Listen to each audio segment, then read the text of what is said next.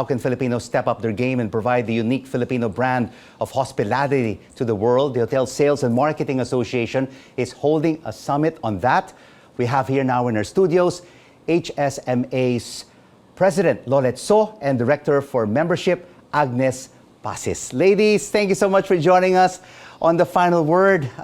So much conflict taking place around the world. I know. Yeah. It is really very sad what's happening right now in Israel and Gaza, and of course in Ukraine. But tell us, is the Philippine tourism market still very vibrant after the aftermath of revenge travel, Lole? Correct. Well, right now, we're very hopeful, I would say, no? And always want to be positive about everything.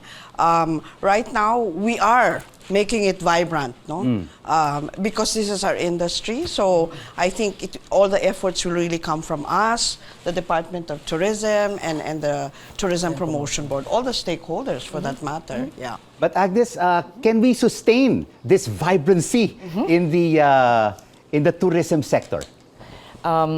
I feel there is part of the role of HSMA is to sustain this.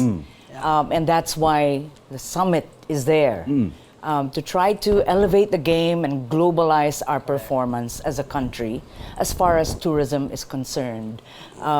We need to compete better with our Asian neighbors, and part of our advocacy is to make sure that happens. Correct. And where do we have to compete with our Southeast Asian neighbors, Lolet? In which particular areas? Which particular? Okay. I would say right now, no, we really want to compete with Thailand, and Malaysia, because these are the two Southeast Asian countries that's really doing very well. Again, of course, no, we at the end of the day, we always have to benchmark ourselves.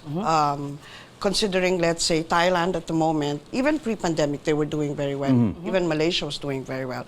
But we always believe their tourism numbers are 3 times, 4, even 5 times more than ours. Correct.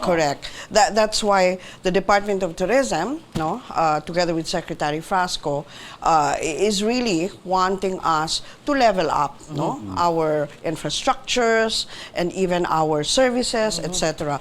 That's the reason why Department of Tourism has actually put up the service excellence training with all the hotels, and then we have a lot of programs with them as well to be able to really, hasten the recovery, so to speak.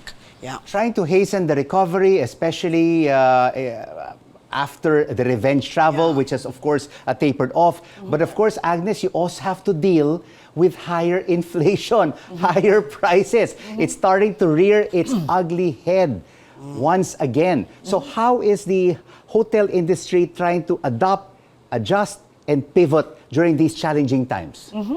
Okay, inflation, and very big topic now for the industry. Of course, we have to cover inflation. Correct.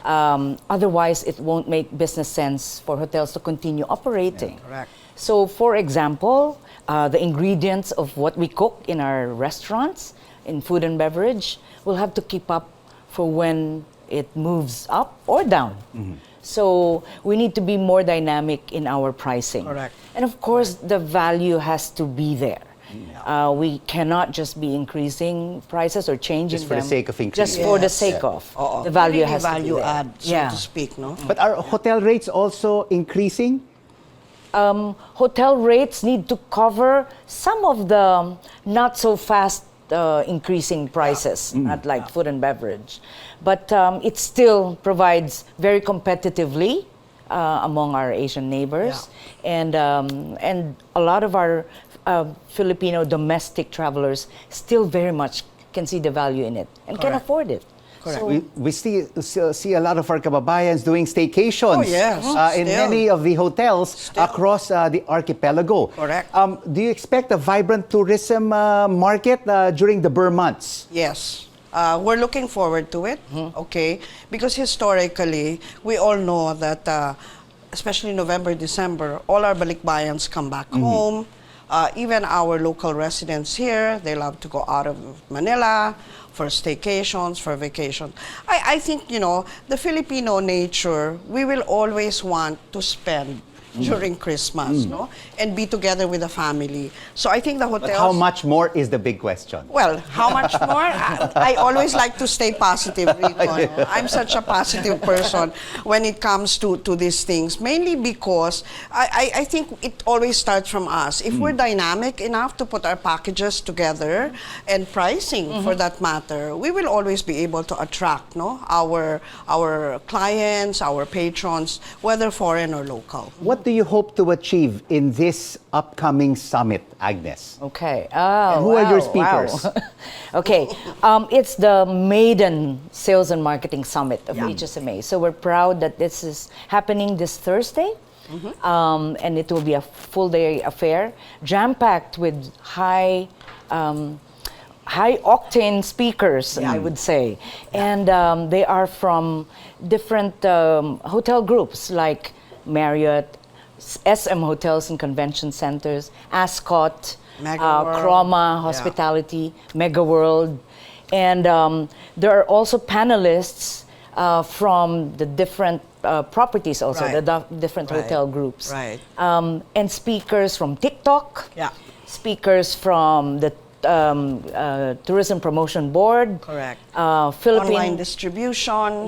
Oh, how important it is to Hotel be on owners. social media. Hotel owners. Correct. You know, Agnes, if you don't mind, no, I think what we really want to achieve out of the summit is to really inform the public how important it is to stay you know, in tune with the market landscape. We all know that the pandemic really brought in online media, online distribution, right, into the Everything picture. online. Everything is online now, and it's really important. So the summit really focuses on the evolution of the market landscape, which is distribution channels, online marketing, and at the same time, of course, we still have the traditional sales, no, or the traditional part of it, which is human resources, which is very important, people. Well, all the best at your upcoming summit this Thursday. Thank you so much for joining us, Lolet So and Agnes Pasis from HSMA. Thank you. Thanks, Rico. Thank you. Thank you.